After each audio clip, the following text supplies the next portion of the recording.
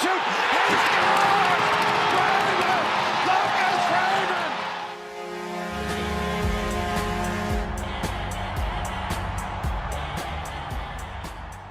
All right, hello everyone. Welcome back to the Hockey in the 313 podcast. I am one of your hosts, Brian. I'm Dayton. I'm Zach. I'm Keegan. And today, guys, we're going over Hockey in the 313 podcast is officially back, guys. You probably missed us, maybe not. Maybe you were happy that we're gone, but regardless, we are back. Today, what we're going to be going over, as I just mentioned, we're back. We're going to go over where we went, what happened, and some things that we missed while we were gone. Then we're going to go over the 2024-25 season as a whole from the Red Wings. As we know, it just wrapped up this last week. We're going to talk about the stats first, like points, who had the most points, who had the most goals, assists, all that stuff. And then the goaltenders, talk about them as well. And then the record. Some notable storylines from the season. There are a fair amount of storylines that we'd like to share that I think are worth sharing. So we'll go over those as well. And then each of us will go over our thoughts on the season as a whole, the good, the bad, and then the ugly from the Red Wings this year. We'll then jump into the offseason and what's next for the Red Wings, where we share on the offseason our Stanley Cup predictions, who will be in the finals, and who will eventually win it all.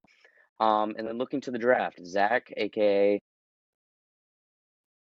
Next Gen Prospects on Instagram. Yep, make sure to follow that. He covers all the prospects. He will tell us about 3 prospects in the range at number 12 where the Red Wings are picking at, what we should know about them, and who do we think that Yzerman will go with at pick 12. And then who do we want to re-sign? Talk about the free agents as well. Who are we going to buy out? Who are we going to trade? All the glitz and glamours. We're going to go into explanations about why we want those players either gone or coming into this team. And then finally, we created a mock-up of what the lineup will be next year on what we think will happen. And then obviously we'll go from there and end our first episode back. But until then, guys, we are officially back. So it's been a while. It's been since, July, Dayton, I think? I think so. So We also recorded a lost episode before the season, but yeah, that got lost. So some things happened. Too bad no one's gonna see it. So some things that kind of happened while we were gone. We had some uploading issues with our podcast app. It was just a struggle trying to get all the uploads back up and trying to get all the videos uploaded, all the fun stuff. So we just kind of it plateaued and then it dipped down. And then we decided, hey, why not bring it back? So here we are. What we missed since we missed an entire hockey season. That's pretty self-explanatory. We missed the entire season. We didn't give any updates to the season, so fantastic on our part. But yeah, I am really glad to be doing this again. This is one of the highlights of my summer, was planning out some of these episodes to do for us, especially when it was in like the bleak of the off season and there's nothing to talk about. Luckily, we have another guy who just made the intro for us. He made a new intro for us. His name is Brendan. Very great intro. We asked him to do a new intro for us, so we're glad he did that. Brendan is going to do a Tigers section at the end of every episode as well to talk about the Tigers and some MLB updates. Just going to go a little bit of an overview on some Red Wings fans that are also following the Tigers. I'm sure a lot of us are. So he'll be in some episodes to talk about that as well. So props to Brendan for doing all that stuff, including video editing. We basically just not so much rebranded, but we're going serious now into this podcast stuff. So really good to see that we can start this stuff back up and multiple people have their different jobs and I guess roles in this podcast, which is fantastic. But yeah, just like I said, I'm really glad to be back, as I'm sure most of you are too. Sometimes I like going back and listening to us talk because I think it's very intriguing to hear us talk about some random stuff. But yeah, guys, so like I said, we are officially back. So glad to be back, and I promise to everyone that we will have more episodes coming on the way. And with that being said, guys, let's kick off the first section of episode 5 in the Hockey and the 313 podcast. All right, so for starters, we're going to go over the 2024-25 season, of the Detroit Red Wings. The Red Wings just missed out on the playoffs yet again. It came down to game, what was it, 79 maybe, until we officially got 79. eliminated. Mhm. The Red Wings, I think, finished with a 39, 35, and 8 record, finishing 2 spots out of the second wild card spot. So, I mean, it's we'll get into that in a second about our thoughts about it. I don't want to jump into that real quick. So, for the leading point getters for the Red Wings this year, we actually have a new one. Lucas Raymond, he has 80 points in 82 games. DeBrincat had 70 and 82. Larkin also had 70 and 82, followed by Patrick Kane, 59 and 72 games. Sider, 46, 82. Casper, 37 and 77, and the list goes on from there. Those are just kind of like the main guys that, I mean, everyone knows of. Everyone knows that gets the points. There are also new guys like Tarasenko who got 33 and 80 games. Edvinsson in a full-time role, 31 and 70, 78 games. Soderblom, 11 points in 26 games. Johansson, 9 and 61. And yeah, from the goaltending perspective of things, we had 5 goalies play at least one game this year. Talbot had a 21, 19, and 5 record with a 2.93 goals against average and a .910 or 901 save percentage. With how many shutouts is that? It doesn't actually say his shutouts. Okay, nice. Then followed up by Alex Lyon, who played 30 games, had a 14, 9, and 1 record with a 2.81 goals against average and a .96 save percentage. Philly Husso only played 9 games, and we all know how, no offense to Husso, he's still a great guy, but man, a 1, 5, and 2 record with a 3.69 goals against average and a .866 save percentage. What a guy. The guy that we picked up at the trade deadline, Peter Mrazek, went 2-2 for us, a 2.49 goals against average and a .902 save percentage. And then Kosa, he technically got his first one, 2.67 goals against average and a .857 save percentage. So those are kind of the stats of the Red Wings this year. I guess, is there any like eye-popping like point getters for you guys? Anyone that kind of stepped up this year that, you know, we were expecting to make a big step this year? Maybe Edvinsson. I mean, I feel like we all kind of expected him to have a big role this year, even though I thought he'd be on the top pair most of the year, and then he wasn't. And then Schrott moved back up there, but I think next year, what did he have? Like, how many points did you say? Like 37 or something? 31? Let me find it. He had 31 and 78. Well, I could see him being like a 40 or 50 point guy next year, and then I hope next year he's with Sider. So I think he was a big step up. I know we could say Casper too, but he was a rookie, so yeah. That's my guy. Yeah, for me, I guess Raymond, but I thought he probably could have been more like above a point per game, but he kind of slowed down back in March. I thought Cat kind of had a big step up, even though points wise it was only like 3, but he had 39 goals, which is pretty awesome. I wish he got that 40th goal against Toronto, but oh well. So close. I was honestly surprised in a good way of Casper's rookie season. I thought he was a great compliment to our top 6, especially Raymond, and then he centered our second line towards the end. And also, I kind of want to highlight in the second half, towards the end of the season, he had 30 points in his last 45 games of the season. So, oh wow, I didn't even realize. Yeah, I'm hoping he can maybe get a jump point wise, but he's also been at points struggling to finish. Scoring whether it's on a breakaway, and he also did a couple of rookie mistakes. Like I remember he had a costly turnover against Tampa back in February. Like we were about to enter the blue line, then he kind of coughed the puck, which led to a goal to Tampa. But yeah, like you said about Edvinsson, if he gets on that top pairing, maybe we could see more of a jump from him as well. I mean, you guys kind of took it out of the park, and then obviously we all knew Raymond was, pretty much one of our top guys from, especially with the way he ended last year. I mean, first time we've had an 80-point guy since at least I think Henrik Zetterberg in the yeah. 2010-2011 season.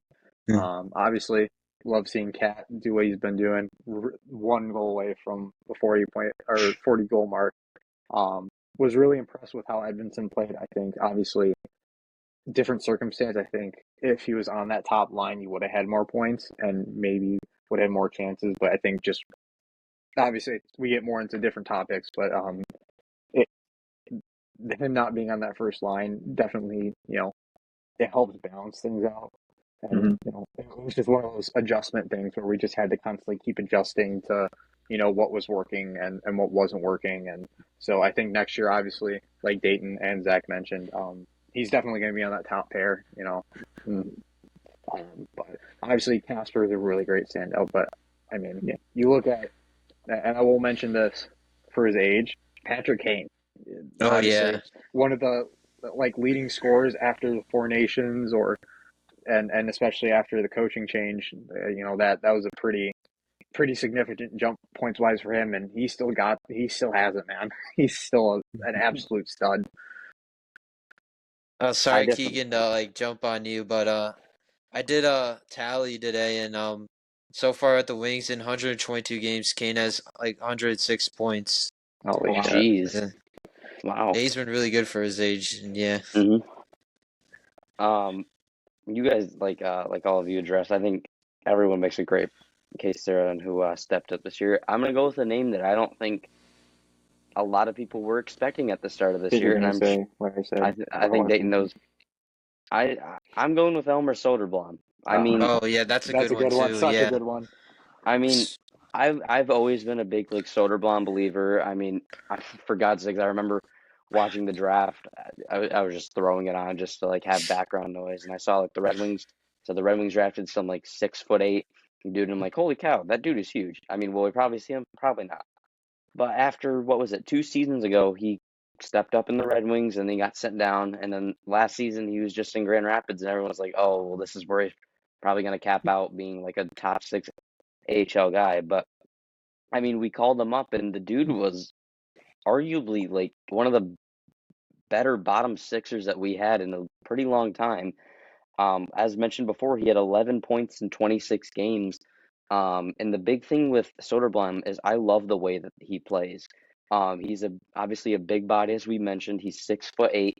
He has terrific hands, in my opinion. I'm sorry if I'm glazing him a lot, but just the clips that I see oh of yeah, him. especially for his size. Do you guys just remember for when he had that between the leg goal? Oh yeah, World Juniors. World Yeah, that was so sick. I always played God. that. It was so awesome. Mhm. Just see one of our prospects doing that. Yeah. And that is a very great point because he did have those goals, and I kind of forgot about that. I'm not gonna lie, but like I said, just the hands that he has on this guy for being 6'8" is very impressive. He puts himself in front of the net. He goes to the dirty areas to get the puck on the boards or off the boards. He goes into the scrums. He's just really that all around Swiss Army knife, bottom sixer that you really want. So personally, I'm really glad that he stepped up this year and showed that he should be in the NHL because who knows, if no one got injured, he probably wouldn't have his chance. And just the fact when he was out on that ice, you knew he was there, and that's just not because of his size, or just because of the impact that he left. So that's my person that I feel stepped it up big this year, and I hope for even bigger things next year with him being in that bottom 6 role. So next up for us, we're gonna go over some notable storylines in the season. There's really only a couple that we probably should go over. So I think the most important one is Malone getting fired. The Red Wings were 13-17-1 around the Christmas break. We just lost our game against. Does anyone remember who we just lost? St. Louis. Yeah. St. Louis. Dane went to that game. Oh boy. I did too. Yeah, I do remember bad. that. Oh yeah. And that was I guess that was the last straw for Steve Yzerman because I know for a fact I was at varsity practice and I checked my phone and I saw Lalonde was out and I'm like, whoa, okay, that was really random. And I saw we were hiring. It was surprising. Mm-hmm. He was pretty fierce in that press conference afterwards. He's like, I forgot what he said to the reporter. He's like, hey, do you You got a want to tell me better how to do my idea? Something job. like that. Yeah. Yeah. Mm-hmm. It and you never see that out of him either, too. It's like one of Mm-hmm. those things where Mm-hmm. it's like he's always calm mannered with the media, but you Mm-hmm. could just tell he was generally frustrated. Like he knew like this team should have been better, and obviously it didn't meet his expectations. And obviously, Milan's a great guy and all, but it needed to happen. I personally think it needs to happen after game 82. You miss that close and you're that close. You need a different voice in the room, and I think the players knew that. I think you could really see it, especially I want to say a lot of interviews in training camp or in like I forgot what they're called, but like the end of the year press conferences. You could just see that like they were just tapped out from Milan. They want nothing to do with him. I think he was too big of a, a players coach. Like kind of Mm-hmm. tried to be more buddy buddy with them, but um, obviously they brought in a new voice in McClellan, and we'll get more into that. But Mm-hmm. So yeah, Lalone got fired, which again, no one was expecting. So that was a big, little shocker, but I think everyone knew, like, we were all calling for his head back in September. Like, as soon as the season went downhill, we're all like, all right, we need to fire Newsy. Like, this is not doing very good. Um, hold on, my thing just was weird. There we go. Okay. So as we were mentioning, like, we just knew from like the start of the season, like, hey, Newsy needs to be kicked to the curb. Like, he's not the guy anymore, and it was taking a little bit longer than expected, but at the end all be all, like, we knew like he had to be gone. So in comes Todd McClellan. Now McClellan has a past with a lot of other teams and maybe some success. Maybe some argue that he is a reason why he doesn't get far in the playoffs. From what I know, he was the coach from the Oilers, for the Kings. He wasn't he an assistant for the Red Wings at one point, or no? Yeah, with I with think the cup winning team. top winning Mhm. team, and then he Oh was the wait. coach of San Jose too. Mm-hmm. Gotcha. So he's been around the league, and I think like those teams right there just kind of show like they were at one point rebuilding teams in the 2010s, and he was that voice that kind of like took over and made them to the next step, if you will. Maybe not so much San Jose. San Jose was kind of in their prime back in the 2010s. Um, so yeah, Todd McClellan, after he was reinstated for the head coaching job. Someone's gonna have to remind me of the record that we went on before things kind of started going south. I think it was like 15-4-1 at one point. It was Yeah, I know for somewhere a around fact we there. went on like two separate 7-game win streaks. So I Mm-hmm. mean, we were looking on the up and up, and we at one point held the top spot in the wild card just like last year. Which is kind of upsetting when you really think about it, but it happened again. Um, but yeah, I feel like he, there was a lot of names that were out there. I think we were all calling for Montgomery to be Montgomery. hired. Yep. Yes. We I wanted think he already him. had or I think the Blues had they already basically had him in their clutches, I guess, I think because Hmm. they got him. I yeah. think his first game was against the Wings that game because I know they did it. The Oh, Bruins did it pretty early in the season, and yeah. I want to say maybe November, December. So they already had him. They were, you know, it was definitely an odd move for the Blues, but obviously it worked out in their favor. They did make playoffs, and you look at the run that they made in the Mm-hmm. last push of the season. I forgot what like how insane it was, but one of their best winning streaks in franchise history. Hmm. Mm-hmm. So I think everybody was really disappointed, and the Wings not targeting a guy like that. But I think I mean you look at the different names that were available. McClellan was definitely not on anyone's radar, so it was definitely a surprise, but a definitely pleasant surprise. If that makes any sense to you too. Yeah, I totally agree. I mean, we were all looking for former Chicago coach as well. Why am I blanking on his name? Quinville. Quinville, yeah. John Quenville. Yeah. We were all preaching for him to come over. Didn't happen, but again, I think I agree with Keegan. I think McClellan was the right move. All like disregarding kind of like March and late Mm-hmm. February, I still think McClellan, especially next year, will be that guy in the voice for our locker room. As we all know, his main phrase, play effing hockey. Like, you've done it your whole life. continue to do it. And as Keegan mentioned, like Lalone was kind of like a buddy guy, like some guy you could have like a beer on at a Friday night and be okay. McClellan's a guy that is going to be on your ass. He's going to get like he's going to make sure like you are playing your best night in and night out. Very little wiggle room for error, but understandable with mistakes. So especially when you have young guys like that in a locker room who make mistakes, though, they're teaching moments. And we mentioned with Kane, like his point progression with Newsy versus McClellan played so much better in McClellan's system. Then you have guys like Johansson who really looked good under McClellan, in my opinion, because he was almost invisible with Newsy. And then the emergence of Casper, which we'll get into here in a moment. But man, he looked fantastic. And again, we'll set that off for a second. But just talking about like McClellan, like even with us missing the playoffs this year, still, in my opinion, a great hire. And I still think he can do wonders for the team next year, barring some great moves. So the next storyline that I kind of wanted to get into was the emergence of our prospects.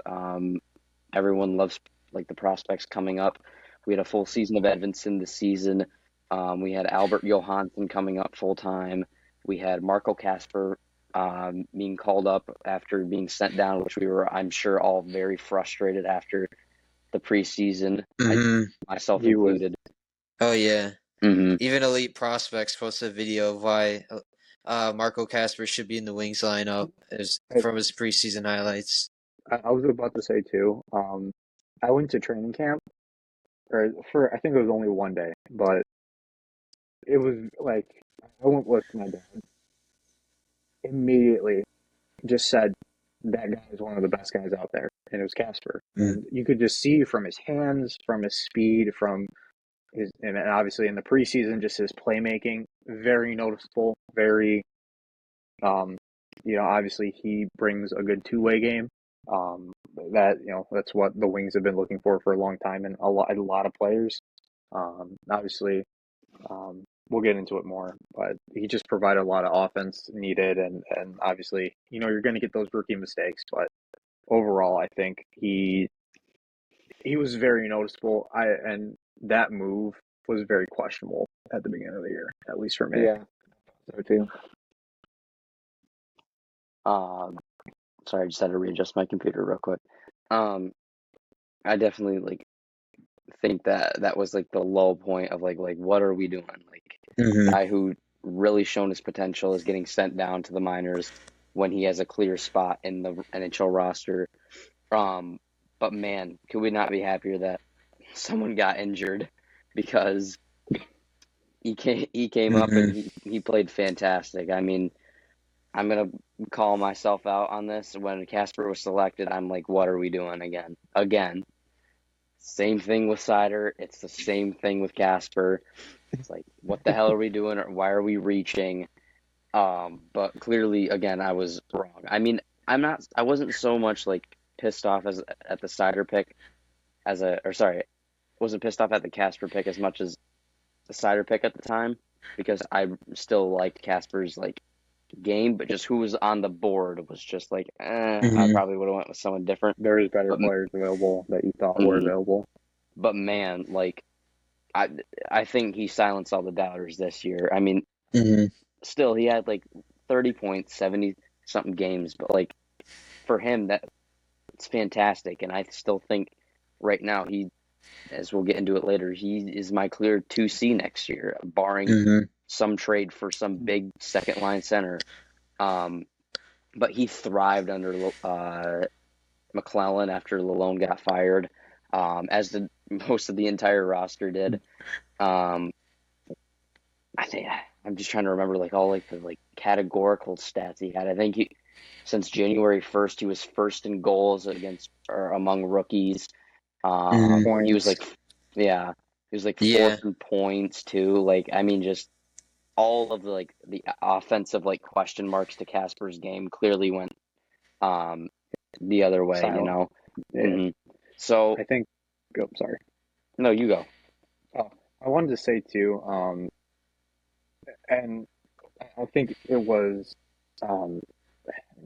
when he was under Lalonde, it was definitely a difficult situation because he wasn't getting the minutes, and you kind of understood that, but you could see that he had so much potential that he's like, okay, like him playing in a bottom six role, he looked comfortable and he looked good and he wasn't bad, and he was probably one of the more bright spots, especially when we were losing games.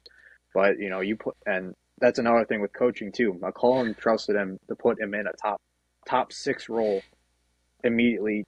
Not immediately, obviously we had Valeno for a bit on the first line, but Oh I mean God.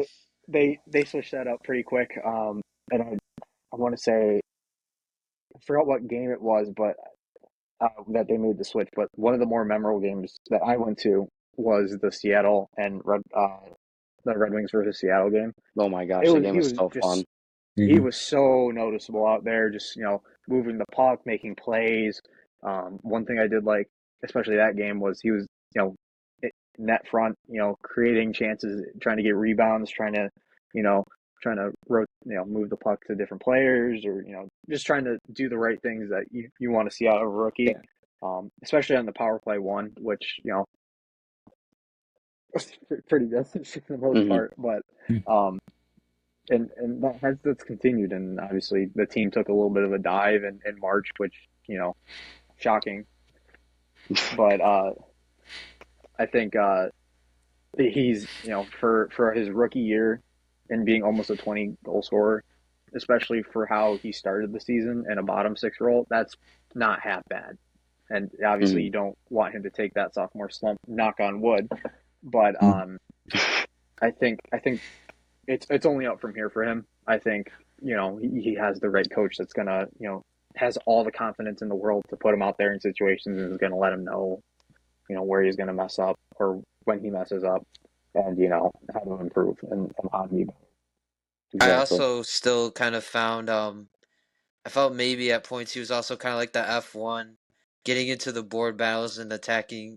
He still has that motor from his draft year, and I also kind of felt like I watched a lot of highlights from his D+1 when he was playing with Rogla, and I kind of felt so senses with this once again his playmaking and passes, and yeah, I wish I would. Well, this might be a nitpick once again. Like, I hope maybe kind of figures out a finishing ability because we'll talk about later too. Like, we need a little bit more depth scoring, and but yeah, I really hope Casper builds off this season, and yeah, like I said before, he's a huge compliment to our top six.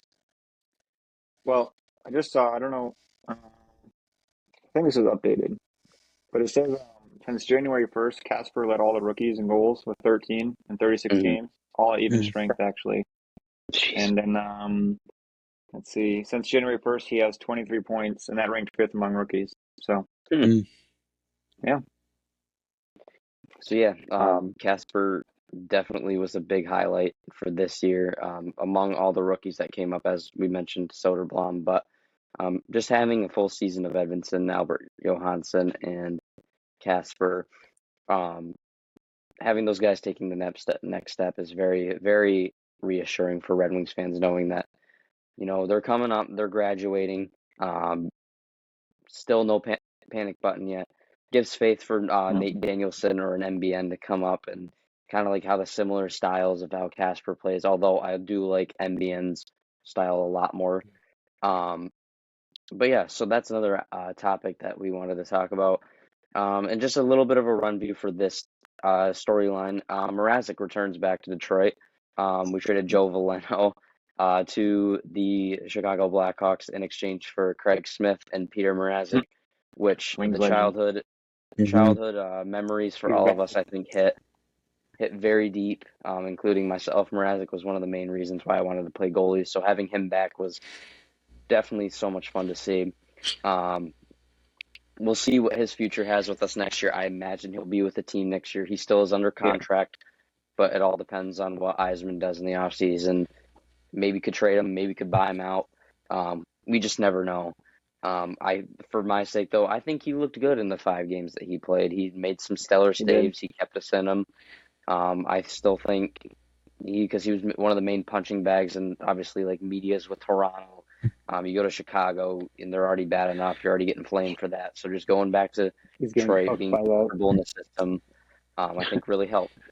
So yeah, that was just kind of a brief, like little Mrazek's back, and then finally, like I said, ending the season off at 35 or 39, 35, and 8.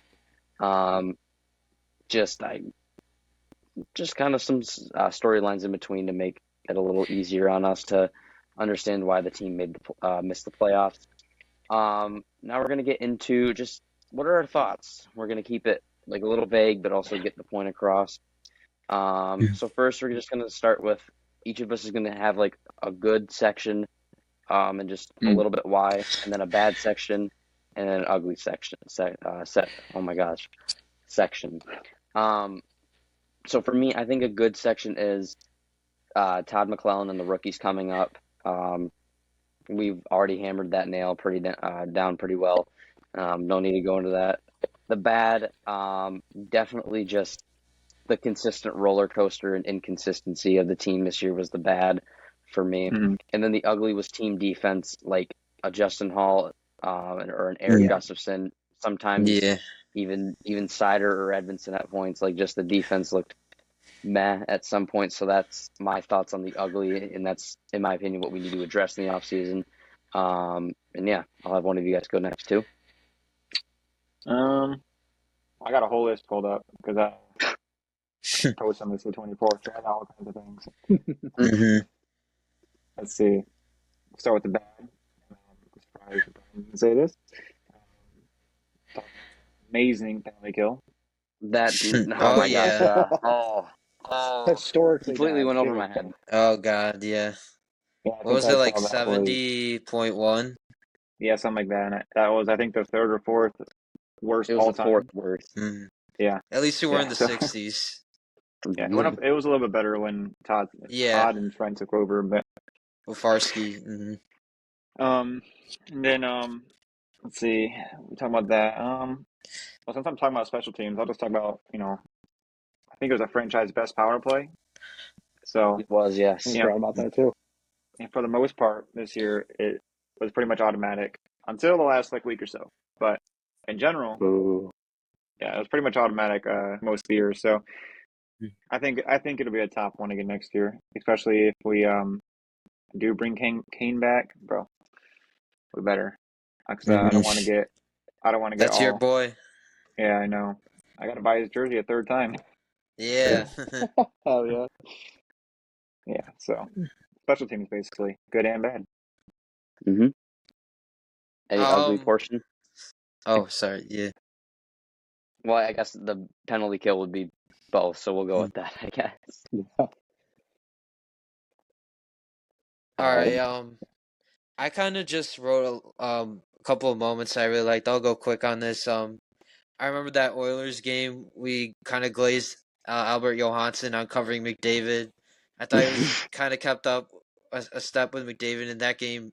Overall, felt like a playoff game, especially went to a shootout and we still won. I still like the Stadium Series, even though it was a bad ending. You know, we lost. It was a blown call. Yeah.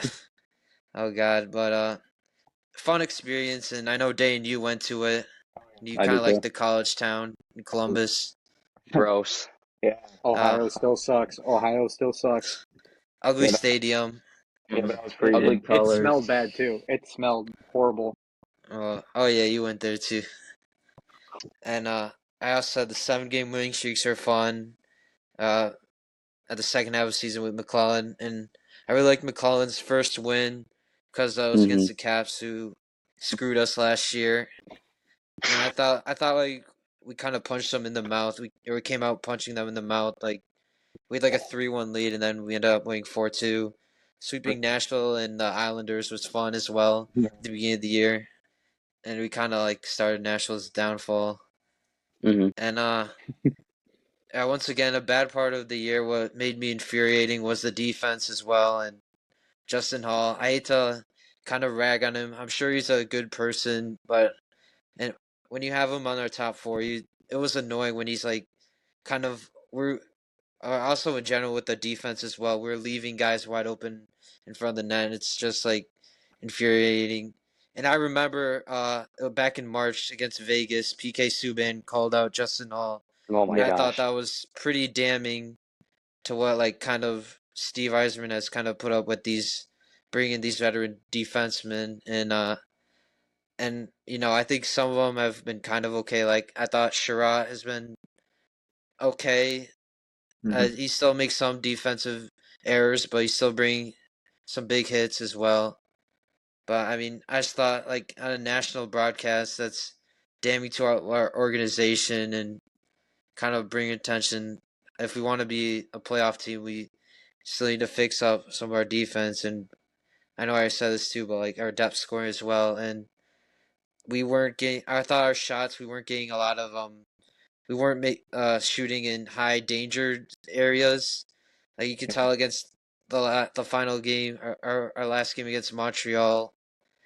We were out shooting them the entire game, and it was still 1-0.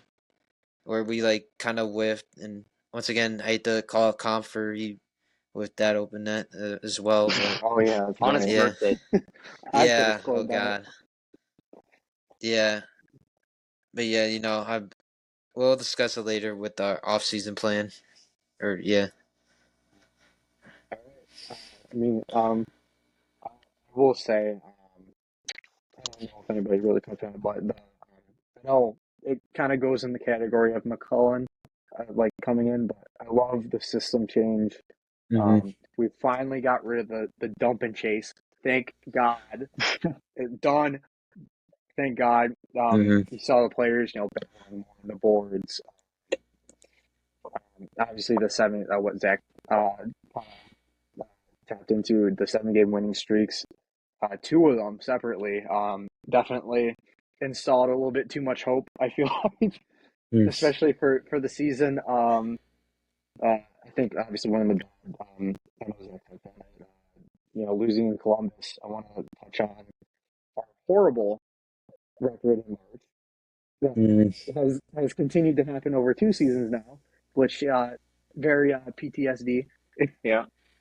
related. But and then the ugly. I want to say obviously the cop injury definitely sucked. It definitely gave Casper the opportunity to flourish in a top six role as a center, especially centering Kane and DeBrincat.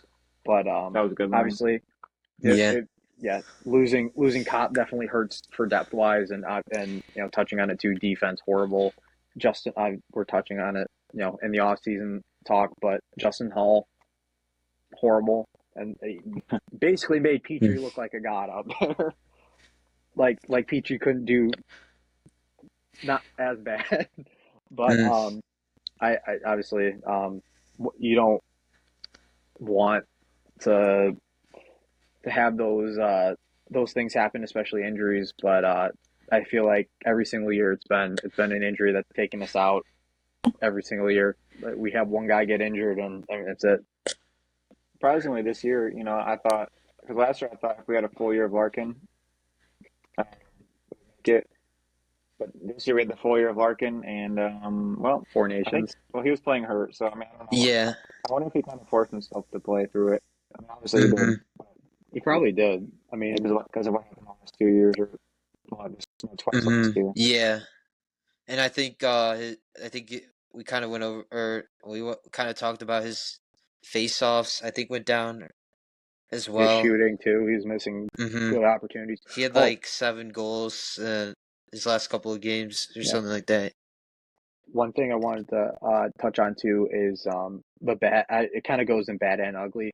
Not adding at the trade deadline too much. I think the players are really, really disappointed with the outcome of not trading for, for how the group was performing. I feel like they knew they wanted Iserman to at least go in and get a high end guy. Instead, they got rid of Veleno, which it was time to move on from him. I feel like he met his ceiling in Detroit. He wasn't going to get any better, especially not in where we gave him an opportunity in the top six, and he didn't do too much with it. So obviously, getting a depth guy like Craig Smith, not horrible down the stretch for us. I feel like he played pretty decent, And then obviously getting Mrazek back was definitely kind of one of those moves with like, huh? But he played really well, and I really liked how he looked as well. So yeah, Kind of touching a little bit on the deadline too. It was basically a seller's market, and you could tell Yzerman kind of. I think there were rumors of him going after Carlo, but these guys were going for kind of steep prices, and like also what kind of came out recently was like Buffalo wanted Casper for Cousins, and yeah, that's a Hmm. hard no. so So I mean, want him. yeah, I mean I could see both ways, but considering the deadline, but yeah.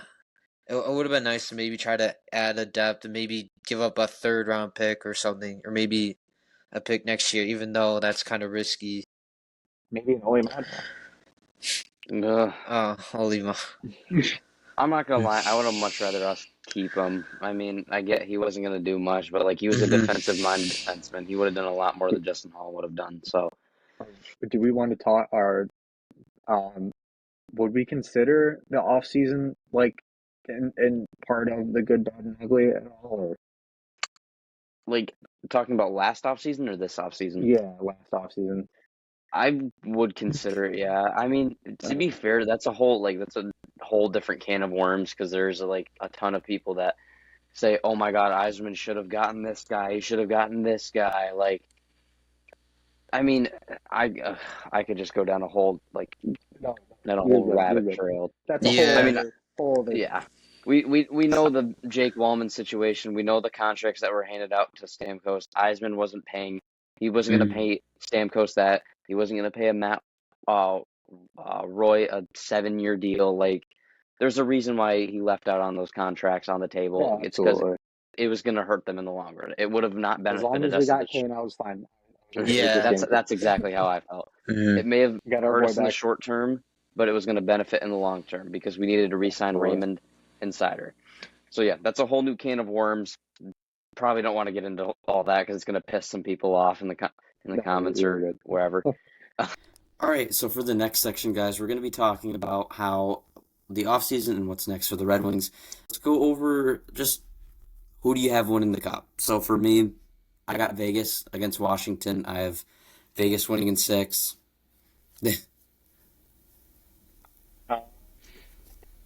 I got the Caps going against the Avs, and then I have pretty basic. I have the Avs winning in 7. So Mm-hmm. good prediction. I thought this was a pretty wide open year, and I went kind of random. I think I remember I picked the Leafs against the Avs with the Kings going on a little bit of a run too, but I do have the Leafs winning it all. I think it's the year. It kind of feels like it, but I mean, who the hell knows? So they feel like they don't deserve it, but hey, it could be there. I guess I'm following the narratives. Makes sense. For me, I have Colorado and the Leafs making the finals, and I have Colorado winning in 7. We got Nice, two Leafs nice. guys. Wow. Yeah. Sort of. I personally will not buy the hype in the Leafs, but, because Once again, I think it's wide open, but yeah. Mhm. It's wide This open. is- I think. Oh, sorry. No, you go, Keegan. You're good. Oh, I said it's definitely wide open. Like, I feel like the Leafs have a clear shot at making the finals. I think they just have to get past, some powerhouses in Florida or Tampa, or Carolina. It all depends on what team gets the hottest. Like, the East is so wide open this year. Yeah. Agreed. Yeah, I was gonna text us in the group chat, but I completely forgot to. This is like the first bracket challenge where I felt like I don't know who's gonna win. Like usually that's how you feel about It's a all lot of over them. the place. You have maybe like 8 teams that have a great case of making it to the finals and winning it all. Yeah. The only pick that I for sure know that's gonna happen, Vegas is gonna beat Minnesota. That's just my thought. I feel like there's just no way that I'm kind of Minnesota on keeps the Minnesota over Vegas, but I think Puck Umpire said that same thing as well. So I'm following his thing, even though I'm middle of the pack. I'm not as confident, but Mhm. I'm assuming with Kaprizov back, they'll have momentum, and they also have Z Bouillon, one of my favorite prospects. Oh, he's making his debut tonight too. Mhm. Yeah. So, Denver Actually, legend. actually, you know what, Zach? Because I don't want it to just completely rule out. Just we'll have you go over the prospects. So we'll just have you do like a little bit like a blurb. Just name off 3 prospects for us. Sorry to just jump in like that, but like I think it'll be fun. So yeah, that was just like our Stanley Cup predictions. Just I mean, as Red Wings fans, just looking at the outside, who we think are going to make the Stanley Cup finals. Holy cow! And win it all. Just as rebuilding teams, it's what you do. You just kind of watch it as like just an outsider fan and not being worried about the constant pressure of being eliminated. But yeah, getting into our next topic, like I said, we will run over this just a little bit. It's like I said, we're gonna save the bigger discussions for an episode down the line. But until then, Zach's just gonna go over just like 3 prospects, who they are, who should we keep a name out for. The Red Wings pick at 12. Zach, you have 3 options for the Red Wings. Let's hear them. Let's hear what they're about. So yeah, well, I think this is a wide open draft, especially the spot we are at. But once again, I'm going to go over quickly these guys, and I might be a little bit reaching on some of them. So, first name I got is Colin Potter. He's a guy coming out of Arizona State. He had 22 points in 35 games, and the name of his game is speed. I forgot how tall he was. I think he's 5'9", and I want to look back on him later, but I haven't checked back on him since I think November maybe. It was whenever Arizona State played Michigan in that series, but I feel like I want more guys who can push pace of play in our system, and I feel like he's a guy, but he's small. And then next guy I have he's a big boy, Lyndon Lakovich out of the Moose Jaw Warriors in WHL. He had 47 games he had 58 points, 27 goals. He's 6'4", but he doesn't play like a 6'4" guy. He's highly offensive kind of skill, and he's really good at skating. He's actually kind of the complete opposite of a big guy. He kind of struggles with puck battles and getting physicality, but once again, I feel like he's more of an offensive guy, and he was a guy who kind of led Moose Jaw as well. They were one of the worst teams in the WHL, and he was a major factor of getting points. As a matter of fact, I think like he was responsible for like over 50% of their offense, something like that. And then the final guy I think is kind of a little bit reachy, but he's having a good playoffs. It's another WHL guy, and Ben Kindle out of WHL. He's from the Calgary Hitmen. 65 games. Yeah. 65 games. He had 99 points, 35 goals, and so far in the playoffs he has 14 points in 10 games. He actually had an overtime winner a couple of days ago, but he's a guy that I forgot how tall he was, but like before the season I kind of wrote down that I want to see like how he needs to kind of stay balanced with physicality. So I need to look over that as well with him. But this dude is like a quarterback. Like I remember at the CHL Top Prospects game, he had this awesome 2-line pass to Lyndon Lakovich for a breakaway goal. And he can thread the needle, and he's a really good offensive guy. He's not pace wise. He needs to get a bit more faster as well. But yeah, I've been a huge fan of him. I think he's been kind of underrated. And I'm also going to give a little bit of honorable mention to Riker Lee in the USHL. He's a super skilled guy that maybe we can look over in the second round. But yeah, I'll probably hopefully go over this later in the summer, and I'm still compiling more notes of some of these guys as well. For Ben Kindle, he's 5'10", 176. Oh yeah, Holy crap! yeah. I think he needs to get a little bit more weight as well. Yeah, Bro, he's almost the same weight as me, and I'm pretty I'm oh boy, decently sized. I'm at 150, but still but yeah, yeah. Thank you, Zach, for going over those prospects. Like he said, like we're gonna be be doing the thing again where we're gonna have I hope a good handful of people in this for when we do our mock draft. I thought that was really fun to do last year. Oh yeah, We'll first have a good episode. that was really Mhm. fun. So I'm hoping that we'll have a good handful of people in here by draft time so we can do that again. There will, like Zach said, I plan to have an episode planned where Zach talks about some of these prospects a little more in depth, but just like giving a little bit of like a kind of like a little, what's the word I'm looking for, like A get to know short passage, something, Yeah. whatever, sneak preview, if you Like- will. or whatever. Yeah. And then once we get to like the closer to the draft, like once the combine comes on, like we'll see who really is in that range, and then we'll go from there.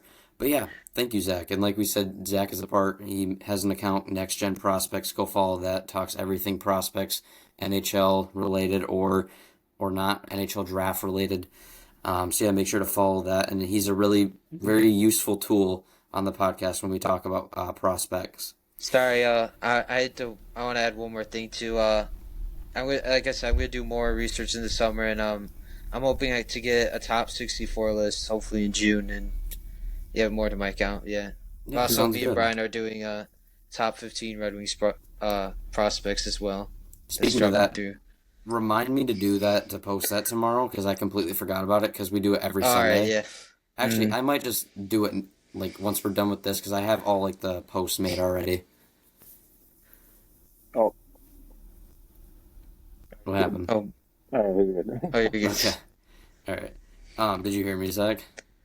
Sorry, you kind of cut out a little bit of the last part. Okay. Well, we'll just post it tonight because I have all the posts ready and stuff. Okay. All right. So yeah, make sure to, like I said, make sure to follow New Gen Prospects. He talks everything prospects, and like we said, very grateful to have him on the podcast talking about all the prospects, whether it's Red Wings related or not. All right, so now we will get into the Red Wings outlook for next year as the free agency. We're all waiting for it. I'm itching to the fact that July 1st comes, and I'm sure Dayton is too. That's one of the best times as a Red Wings account is to start posting our signees. I've already made my graphics. I've sent to the group chat. I think I'm really proud of them. I think they're really good, and I'm Let's, excited to post them. Let's hope I I can hope you post at use least them. one. Yeah. Exactly. So while we have time left on my 10% Chromebook, we'll quickly go over this. Okay. So talking about the Red Wings real quick on the re-signees. So the Red Wings currently, in my opinion, here are the main guys that like are notable that we should re-sign. I'm not going to count the AHLers like a Sheldon Dries or anyone like that because more than likely they're just going to walk. But the main guys that we have to re-sign are Patrick Kane, Elmer Soderblom, and maybe Jonathan Berggren. Johansson. Johansson too. Oh Yeah, yeah, sorry. Anton. Yeah, forgot about I Johansson. know Ho. Aljo, yeah. The Red Wings, if anyone has it pulled up currently, I think we have around $22 million. Yeah, that's what I found 22. on my post. Yeah, so we have around $22 million, barring, we'll get into this in a minute, barring any other changes. I think we all can agree, re-sign Kane for sure. Like Dayton mentioned before. What? Welcome back. Oh. Oh, Uh-oh. Oh back. jeez. Did it just stop for me? Okay. Where did I leave off at? Kane. Yeah, Kane. Okay. So sorry about that. About Kane, we all want Kane back, and like Dayton mentioned previously, we should probably do that thing that we did this offseason with the bonuses, which will probably be honestly what we go down. I mean, he was talking about how he wants to stay in Detroit. Like there's mutual interest in the contract extension. He doesn't want to take Trick away from Archie. His family loves it in Detroit. Hey. So in my opinion, I think it's all but certain that he comes back. I think he definitely wants to come back, and I think his family needs him to come back. And the other two guys, I'm going to be bold here. I'm going to say Berggren does not return. Whether that's a trade, whether that's just releasing him, I don't think he's going to be back. I can agree with that. I kind of agree. Yeah. I just feel like he's been overpowered physically in some points, especially towards the end of the year, and it was there was a little bit of buzz around with his agent last season, It was whether just he's all going to talk, in return my or not. opinion. Yeah. Well, I mean, with Bergeron too, he was down in the AHL last year, and that was the whole dispute. Oh yeah. And then he signs the 1-year deal, so it's like, oh hey, like prove to me that you can, play the NHL. Didn't do half bad, but He also didn't do great someone either. can easily be, and Mhm. he can easily be replaceable with a better bottom six or third line guy. So who knows if it's you trade his rights to a team to get a 4th round pick or something like that, or you just let him, or you just re-sign him and then trade him. Yeah. Right. All right. So I think, I think Bergen rocks. I think we re-sign Soderblom. I think that's under $1.5 million. You re-sign Johansson for under $2 million, maybe something around there. And this is where I think we all can agree on this one. I think Hull gets moved, whether that's a buyout or we literally put a pick on to move him. I think he could be gone. I'm gonna say this right now. I think for sure Eric Gustafsson will be gone. I think that's an easy buyout. We'll see about that one. He's only got 1 year, but yeah. I mean, maybe he's used as an extra defenseman, but I mean, I think he could be gone, or I don't know. I think one of them will be gone. I will say Jeff Petry's probably done. We'll see if he resigns with us. He did say he has more left in the tank, and I think we all agree we wouldn't mind him as like a 7th defenseman, but probably not anything more than that. Like just a guy that comes in and fills for injuries for a stretch and then goes back out of the lineup. Would be perfectly fine with that. Sorry, just touching on Petry a little bit. After his injury, when he came back, I did like the way he kind of moved the puck, and I remember he had one cool assist against Florida. He was more comfortable in McClellan's system, in my opinion, which is why I'm not imposed with him coming back. Maybe if we bring him maybe league minimum or something, I wouldn't mind it. I think 100% he could come back on a league mint deal, especially with. I don't know if I want to put him in maybe the top 4 because I want Ed to step up and I think with Petry too, it's he's from here, and obviously the organization is going to do what they feel is best. But in McClellan's system, he looked a lot better ever since the coaching changed. Obviously, he was more noticeable since that coaching change, and he came back. Obviously, looked halfway decent. So, wouldn't mind it, but I think that just all pars onto what we're looking at in free agency. Yeah, agreed. So yeah, I think maybe league min for Jeff Petry, maybe under $2 million for Johansson, maybe $2 million for Soderblom, maybe, and then Kane will go 3.5 maybe, or a little bit more. Dayton, what are your thoughts on that? Well, I think this year he made what, $4 million? he's making $4 million. Yeah, I'd be fine. I'd be fine with $5 million, honestly.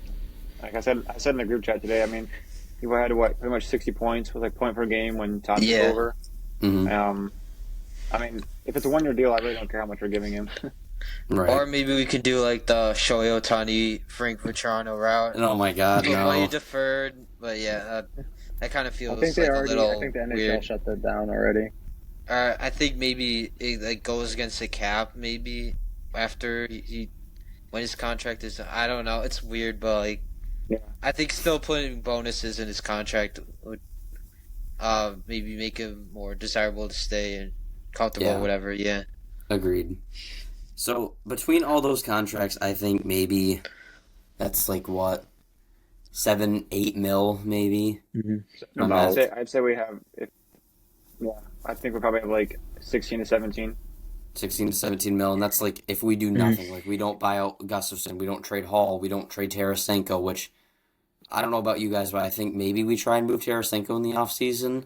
That's what I was kind of thinking too. I tried to do this on Puckpedia's GM thing, and I had to move Hall and Tarasenko, but I mean, it would kind of suck because I was a huge Tarasenko fan, but so was I. This year he was totally snake bitten, and I'm thinking maybe he can have a better year this year. But I mean, if we can bring in better players, then we kind of should do that. I think he would be probably probably bounce the back guy to kinda guy? move. Yeah. I want to Oh. add with Tarasenko too is I give him a little bit of the benefit of the doubt, seeing that he's moved teams.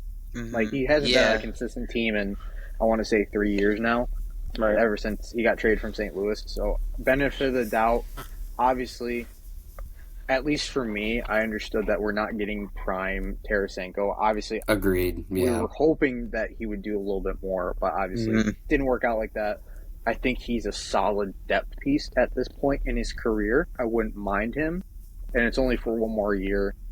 But obviously, if you want to move on from him, or if Yzerman wants to move on from him, I'm not opposed to that. I totally understand that. It was nice seeing him in a Wings jersey, and maybe his jersey goes on clearance and you can grab it. Yeah. Yeah, exactly. But yeah, I think Tarasenko's making 4.75 mil. I thought it was 3 mil. I keep getting mixed up with that. Yeah, I think you're right. I don't think that's an immovable contract. Like, I still think that the name Tarasenko is worth a good amount. Like, even if you just pitch it to, like, I don't know, like, some, like, contending team that didn't get over the hump this year. Huh? Yeah, move him back to Florida. Or move him back to St. Louis, honestly. Like, put him back to St. Louis. Like, I'm honestly fine with getting whatever from Tarasenko if that means getting that contract off the books and having that to upgrade another position. So, in my opinion, I think, tell me if you guys think differently. I think the terms of being moved, like, we'll do, like, a little tier list here. I feel like Tarasenko's at the highest. I feel like Gustafsson would be, like, second highest. And I think Hull would be, like, probably the bottom. Just because of, like, how bad the contract is. I think, there's 1 year left on his $3 million once the season's over. For who, Hall? Yeah. Yeah. Oh, yeah, I think so. That's why I think, like, a buyout... He's done with the same year as Sherratt, yeah. That's why I'm saying, like, I think maybe a buyout doesn't seem like that out of the question, but then I think Gustafsson is the most, like, buyout potential guy, but I also think Tarasenko is a guy that maybe gets traded. So that's what I think.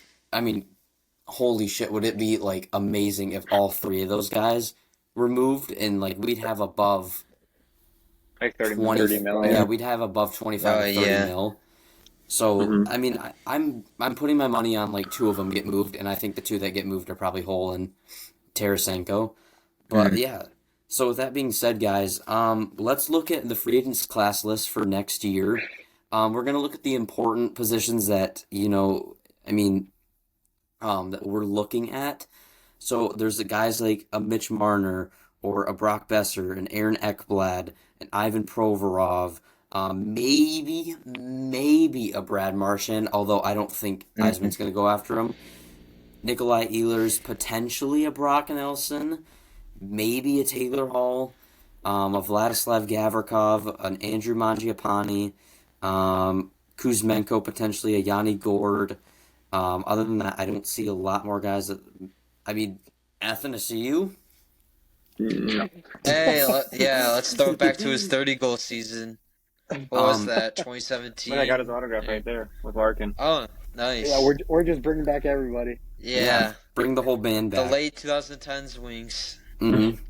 So, in my... We're getting the band back together.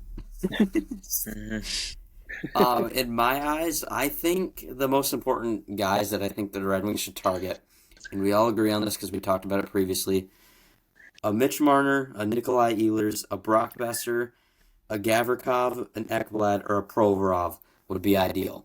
So, with that being said, here's our mock for next year.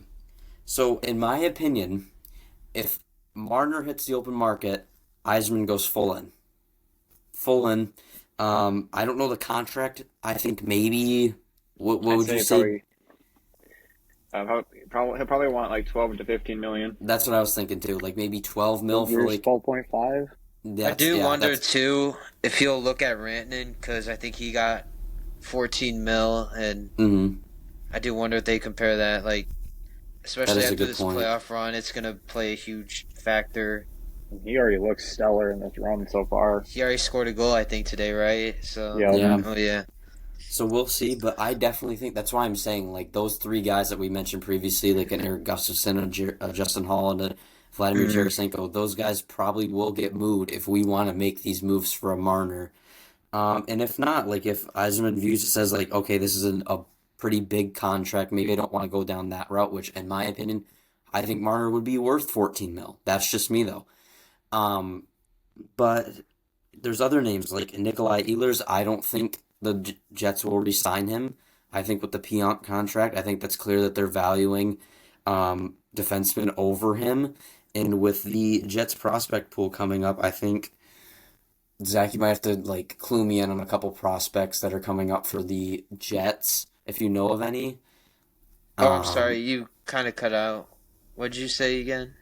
I said, do you know of any like Jets prospects that are coming up that could maybe fill in for Nikolai Ehlers? Oh yeah, Lambert. Brad Lambert, one of my favorite prospects. Perfetti as well. Perfetti's already graduated. Okay. So sorry about that. So who were you mentioning, Zach? So yeah, I guess I know Perfetti graduated. Maybe he takes a bigger role. Brad Lambert is one of my favorite prospects, and I think he can easily fit or replace Nikolai Ehlers with the Winnipeg Jets. And I did say Kevin He as well, but he's probably going to be in the AHL or maybe back to OHL if he's eligible. But I mean, that's who I kind of know forward wise off the top of my head for the Jets. Right. I think Colby Barlow could be a guy that definitely steps up for the I Jets forgot next him. year. Yeah, he Um, kind of struggled with Oshawa this year, but I think he's gotten maybe a little bit better in the playoffs. But I'll double check see how he's doing. okay, so with that being said, um, Nikolai Ehlers is definitely a name that we can like kind of pencil in as a guy that maybe hits free agency and that Eisman goes after. Another guy that I think that we should go after if we miss on Marner or if Eisman doesn't want to go after that Marner contract. I definitely think a Brock Besser would be a good fit in Detroit. We'll see how much money he costs too, but I think that again he could be a very good name for us. Um, so yeah, with the top line, I have one of Marner, Ellers, Besser, with Dylan Larkin and Raymond. We see how well Raymond plays with Larkin. Um, Raymond had a breakout year this year, if you will. I think he'll take an even bigger step next year potentially if he has one of these guys on his wing with Dylan Larkin. Second line, I have DeBrincat, Casper, and Kane. We all know how good that line was last year. Hoping for bigger things next year too out of them. I think that line could be penciled in for next year, no matter who we get in the offseason. And then for the third line, this is where I kind of shake things up here. I have Soderblom, Rass, and Comfort with each other. So Soderblom on the third line paired with Rasmussen. The two, what's it called? We made a joke about Soderblom, Sundqvist, and Rasmussen one time, three yeah. Redwoods. I Oh think yeah, that Rasmussen and line. Soderblom complement each other very well. I think that could be a good line. And then Comfort to the right. I think maybe less requiring on his centerman roles and putting him to the wing would help a little bit more in his play. And then in fourth line, we'll see what happens. I put Austin Watson, Andrew Kopp, and one of Danielson or Mazer on the wings. The reason why I put Watson is I told Zach and Keegan earlier, like, there's just so many bottom sixers that are in free agency. Like, you don't know who the Red Wings are going to pick. Like, Tyler Mott came out of the blue, and we had no idea that he was even connected for us. So that's just kind of why I have Austin Watson there, and that is subject to change. Although I do really like how Austin Watson plays, and I think, in my opinion, he should be playing. But I will agree with that. yeah.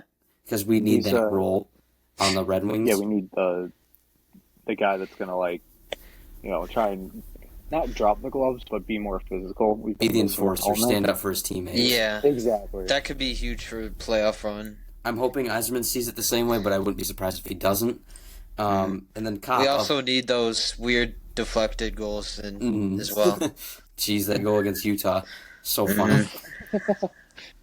But yeah, I have Kopp on the fourth line, and like Keegan mentioned earlier in the episode, like his presence was missed a lot, and I think I mentioned it in the group chat yesterday. Like he's shown, like even though he has that anchor of a contract, he still is a very vital piece to the bottom six, and someone who you shouldn't require to play top 6 minutes, but he pretty well excels in the bottom six. I know people kind of dunked on Kopp, but I thought he played well, like the 3 games before he got hurt against Minnesota, and I don't know how he did good defensively, but I always kind of liked him on the penalty kill as a guy who's kind of man-to-man defense, and he's always like kind of a little bit in your face and kind of hard to play against Analytically, at he's some pretty points. good defensively. So, But yeah, I mean, I'm still a big fan of Andrew Kopp. I think he shouldn't be frowned upon on Red Wings fans. I understand it's frustrating with the contract that he has, but like I was like I was watching a Nyquist video. Like he's still, no matter how big like an anchor contract he has, there's a reason why you're on that team, and there's a reason why you haven't gotten moved. And clearly, Eisman or McClellan sees his value, and that's why he's still on the team. And I still think he could be a very good piece in the bottom six. Like I'm looking at this bottom six, and especially maybe if you replace a Dan Watson, or if a Nate Danielson or a Carter Mazer comes in, like that bottom six, like between a Soderblom, a Rass, a Comfort, a Danielson / Mazer, a Cop, and then one of Watson or a free agent bottom sixer. That still is a pretty good bottom six in my opinion, especially if you go out and get a Marner, an Ellers, or a Besser, and have like that top six. Like that is a pretty good top six if you get that assembled, and then that bottom six, maybe there's some like hints of depth scoring in there, and then there's some very good like two-way guys. Like Rass is capable of putting the puck in the net when he needs to. He's a good two-way player. Comfort, we saw in Colorado before we signed him. Like he can get up to that 50-point range if need be. Obviously, he's not going to do that in Detroit, but he can maybe get to like 35 to 40 in the bottom six. We just talked about Andrew Kopp, but maybe even a Danielson or a Mazer steps up big for us, like has a Casper moment where he maybe gets put up in the top six and bumps down like a Kane to the third line or something. Just whatever works. And I mean, that fourth line I feel like is definitely like just a bunch of like, besides Andrew Kopp, it's just a bunch of what ifs. Anything could happen, but I think those top three lines, especially with one of Marner, Ellers, or Besser, is definitely penciled in for next year. Yeah. Looking at defense, Edvinsson, Seider is my top pair. I have Johansson, and then one of Gavrikov, Ekblad, or Provorov, in my opinion, and I know Dayton is the same way. I would prefer Aaron Ekblad. I know he just got suspended by his team, but I would definitely prefer an Aaron Ekblad over any of those guys, despite the injury problems. We'll see if Eisman thinks the same way, and if he hits the open market, if Ekblad does become a target for us. If not, you maybe go the safer, healthier option in Vladislav Gavrikov, who have shown that his top 4 minutes are vital, whether that be in Columbus or in LA. Even a guy like Ivan Provorov, who in his years with Columbus, there was rumors that he was maybe getting a contract extension in Columbus. Things have not came out yet. Again, we have a full summer to get that done. But as of right now, there is no contract extension in place. So if he hits the open market, I would be fine with him too. And then finally, I have Sherratt on the bottom pair with either, this is going to be a hot take, but I think Axel Sandin Pelka makes it out of camp. I agree too. I agree too. I know one of our guys in sorry, Zach. No, you're good. One of the guys in our Danny DeKaiser group chat, Brendan Shively, says he doesn't think that ASP does, but in my opinion, I think that he could most certainly push for a role next year, especially with how bad the defense was last year. And if not, you just throw a bottom six guy, or if one of Gustafsson or Hull's keeped. I mean, as much as I don't want it to happen, maybe Hull is on that third pair, which especially if you get a guy like a Gavrikov and Ekblad or a Provorov in that top four, doesn't seem as bad because you're not relying on Justin Hull to play those top 4 minutes. But I don't want Hull back, but I mean, if that's what it has to be, it's okay. But yeah, I mean, I think my bold take of this next season, and there's so much time from now until training camp, so we'll have discussions about it in the summer, especially if some of like the roster kind of gets like shaped and molded during free agency. Then we'll have a full like preview on what we think the mock lineup will be, especially if one of these guys gets signed either on defense or forward. But for right now, I think my bold take is ASP makes the team next year. Sorry. I just want to check a little bit on Axel Sandy Pelika. I'm going to try to be watching him in Brent's Nygaard and GR's playoff run. But I did get to see a little bit of his first game and, mostly the second period. I thought he's more aggressive defensively, and yeah, he's a guy who's like stick first, get under, attack the triangle, and he also kind of somebody on GR was like passing in the front of the net, and he was like kind of good at like kind of keeping it away. And he also really had a nice assist, and I think Dayton posted it as well. Yeah. But yeah, I'm gonna try my best to see how they do, and also they need to adjust to North American ice as well. And I think ASP will have no problem with doing that. I mean, he's a younger guy, but like he's such an all-around player that, in my opinion, can do a little bit of everything. Like he has that scoring touch as a defenseman. Like what was he dating? He broke like the U21 point record for a something Swedish like that. guy.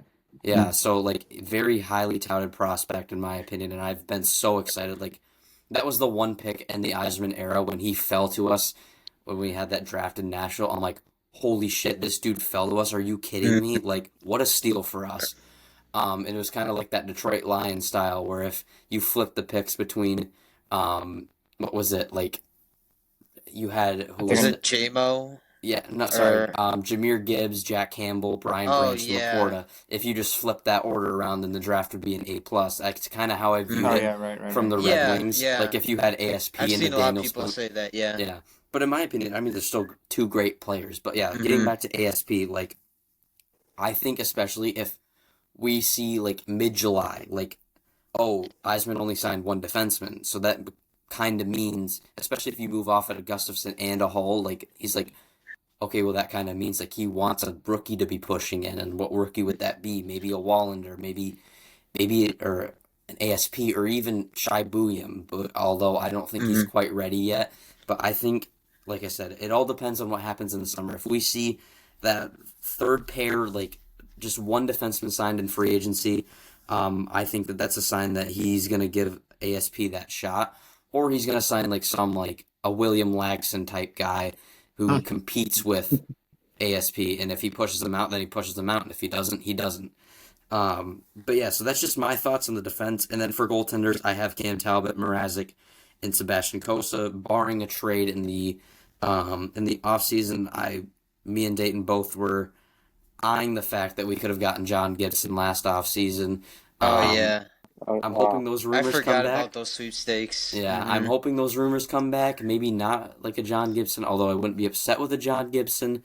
But someone like that, if that comes around again, maybe we could throw like Talbot or someone like that along with a pick for a goalie or something like that. But until then, I think Talbot and Mrazek could be the tandem for next year. But that's my point again, though. You have to beef up that defense if that's going to be your tandem because they're both veteran goaltenders. If you don't make a move, but yeah. So I mean, that's my mock, or that's our mock lineup. I think. I put down extras as Tarasenko, Bergeron, Hull, Gustafson, and Petrie just because there's no guarantees. I think their future is much more up in the air than the rest of these guys. Right. But yeah, I think the team needs definitely a top line, or at least bare minimum top 6 forward and top 4 defensemen. Me and Dayton, and I guess you guys as well, both know that this should be a busy offseason. I think this should be nothing short. You cannot sit back this offseason. You have to go out and you have to buy. And I understand if you don't want to give out like a 7-year to a 29 guy who is well past his prime. But if it's a Marner type of guy, I say you swing for the fences. If that's the guy that pushes you over that one regulation win or over those 2 losses over Columbus, then for sure do it. And I think Steve knows that he kind of has to go after these guys. Like just looking at our roster and how we finished. Because I think, the people in Detroit, we're all kind of getting impatient, but, he still has to make the right moves.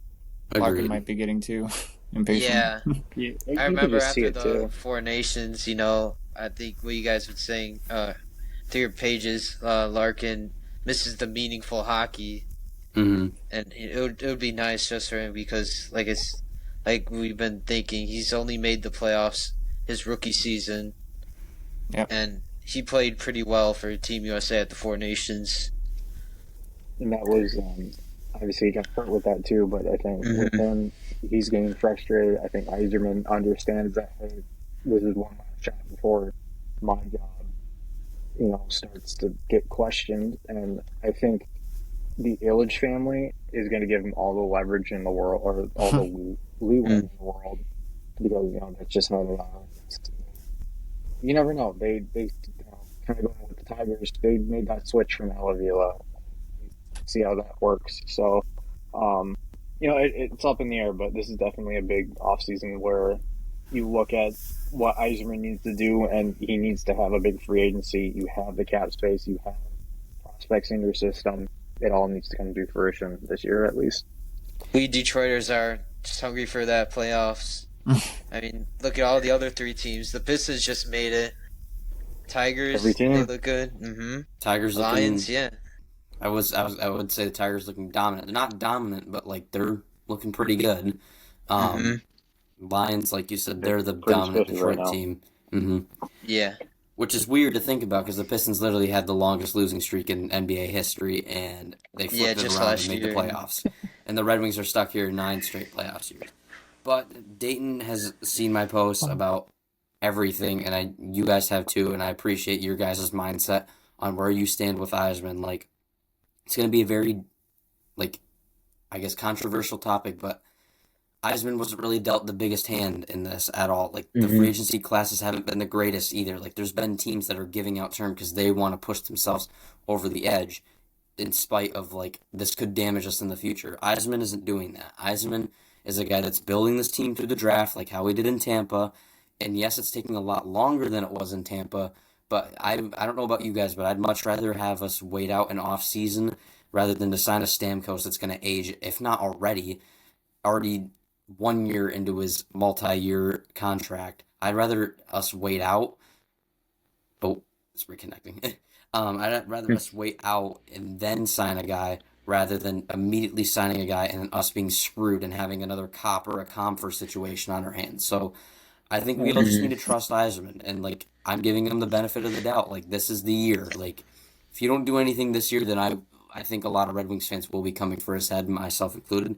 But I've been giving him trust, and during the trade deadline, I still remained optimistic. I'm like, all right, I'm still pissed, but like he's building this team to win a cup, not just to make the playoffs, because it's kind of what the Kings are right now. They're stuck in that no man's land of making the playoffs, but just not going anywhere. So you kind of have to.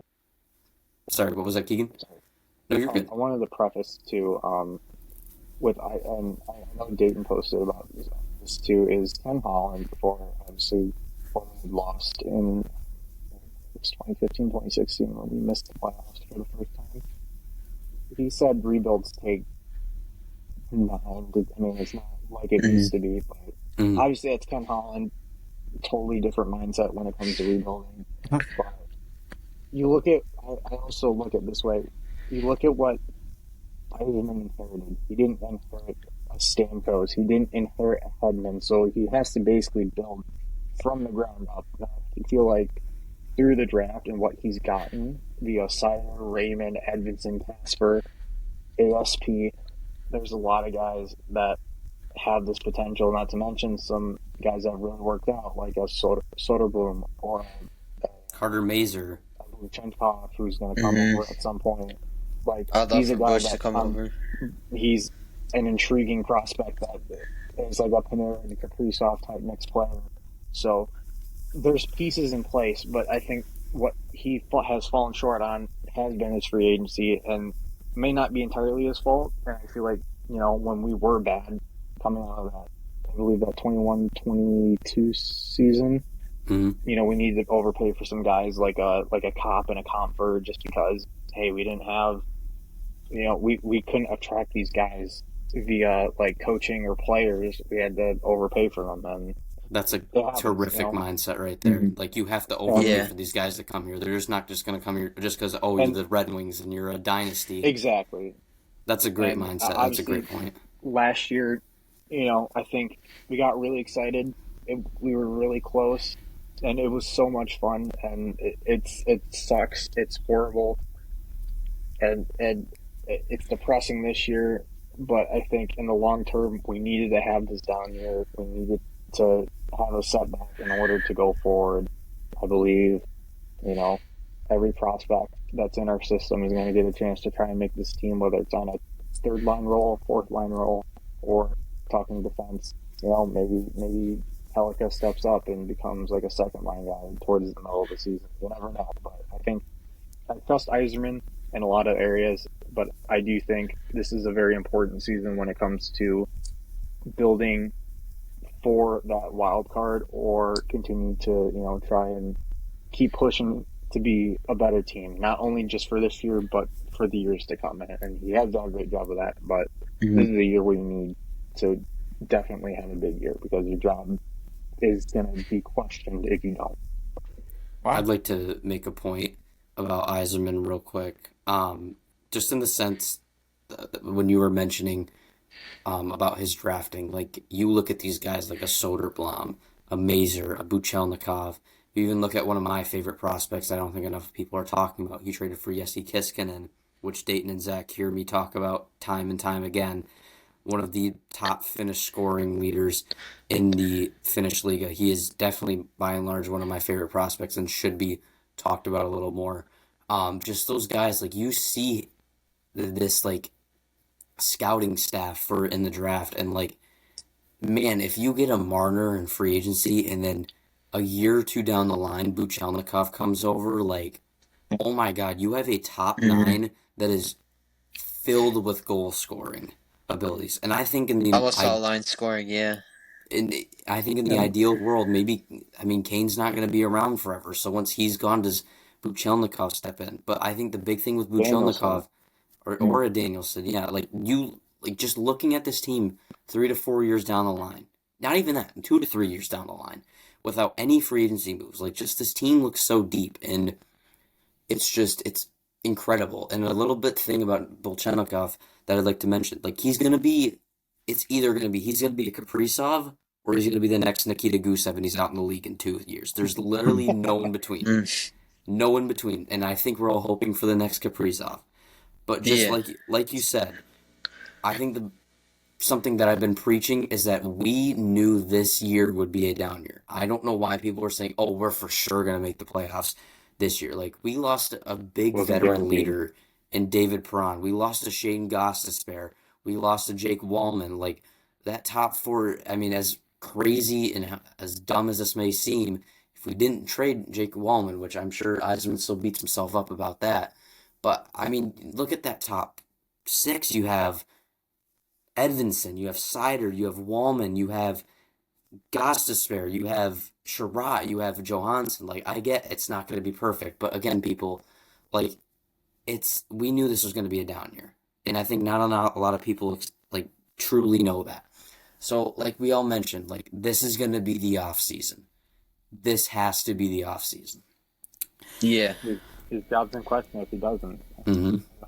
Kind of going off what Brian said, maybe, obviously, Heisman's done terrific, in my opinion, when it comes to drafting, but I think when it comes to, free agency, maybe that's on, if he doesn't do a home run in free agency, maybe there's other things going behind the scenes, like maybe ownership's on his back of spending money, which is a possibility, but probably not.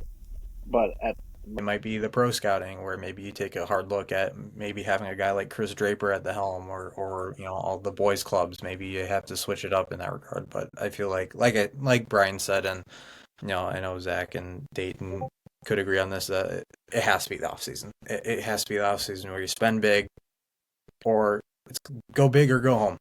Mm-hmm. Best way to put it. You got to take risk. You have to take risk. Don't go out and sign a 30-year-old to a 5-year contract, but like sign a guy that's in his prime. Sign a guy that's just getting to his prime. Do something, man. Don't go out and get another comp for a cop deal, but I think he knows that. 8-year deal for Jeff Petrie, $100 million. Yes, yeah. Please give it to me. Inject it into my veins. Adam Rene, 10 by 10. Give me Adam Ernie back, please. I need him back. Mm-hmm. Me and Rain, for our sanity, need him back. Oh, man. All right, guys. Well, with that being said, this episode of the Hockey in 3-on-3 podcast is concluded. We're great to be back. We'll have a lot more episodes planned in the future. Like I said, I hope that there's one time during the summer that we can have almost everyone that's in our group chat in for our mock draft. Wow. there is about, I think, Oh 11 God. people.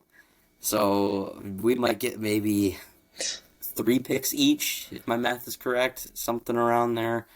But we'll see. I have big plans for this podcast, and me and Brendan have done a lot of talking about editing, and me and Dayton want to do graphic design for this too. Just things to spice it up to make it like any other podcast. But yeah, until then, this does conclude episode 5 of the Hockey 3-on-3 podcast. Again, I am one of your hosts, Brian. And then I'm Dayton. And I guess I'm you scout guy, host, whatever. Zach. And I'm Keegan. All right. With that being said, guys, thank you for listening. And above all, let's go Red Wings. Sure.